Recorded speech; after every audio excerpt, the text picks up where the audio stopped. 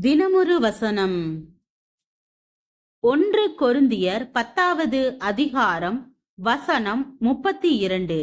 நான் என் சுய பிரயோஜனத்தை தேடாமல் அநேகருடைய பிரயோஜனத்தை தேடி அவர்கள் ரட்சிக்கப்படும் படிக்கு எவ்விதத்திலும் எல்லாருக்கும் பிரியமாய் நடக்கிறது போல.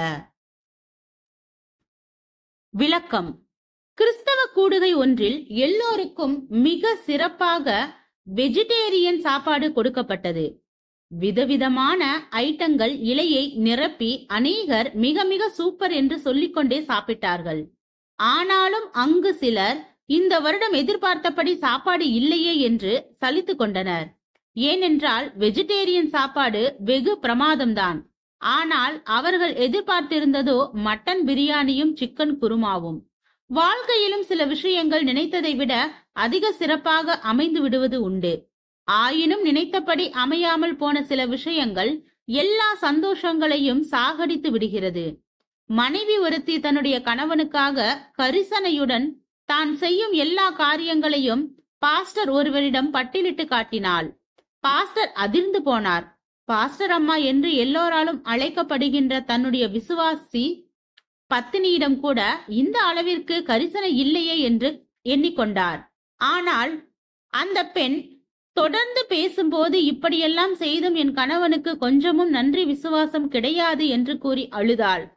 அவர் எப்பொழுதும் என்னிடம் கோபமாகவே நடந்து கொள்கின்றார் என்று கூறி வருத்தப்பட்டாள். பாஸ்டர் கணவரிடம் விசாரித்தார். இவ்வளவு நல்ல மனைவியை பெற்றிருந்தும் ஏன் எப்பொழுதும் கோபதாகமாகவே இருக்கிறீர்கள் என்று கேட்டார். அந்த கணவன், பாஸ்டர், எல்லாம் சரிதான், அவள் எனக்காக உயிரையும் கொடுக்க ஆயத்தமானவள்தான்.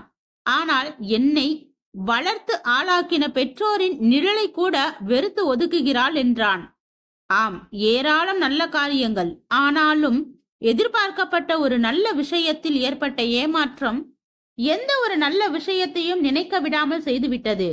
எதிர்பார்க்காத 1000 நல்ல விஷயங்களால் கிடைக்க பெற்ற வேண்டிய மகிழ்ச்சி எதிர்பார்க்கப்பட்ட ஒரு நல்ல விஷயத்தில் ஏற்பட்ட ஏமாற்றத்தினால் இல்லாமல் போய்விடுகின்றன. அநேகர் தங்களின் சுய உணர்வுகளின் அடிப்படையிலும் சொந்த மனசாட்சியின் அடிப்படையிலும் ஏராளம் செய்கின்றார்கள். என் மனசாட்சிக்கு விரோதம் இல்லாமல் நான் எல்லாவற்றையும் செய்கிறேன் என்று தங்களுக்குள் பேசிக் கொள்கின்றனர். ஆனால் அங்கே ஒரு கௌரவ பிரச்சனை என்னவென்றால், மற்றவர் எதை எதிர்பார்க்கின்றார் என்பதை குறித்து எனக்கு கவலை இல்லை.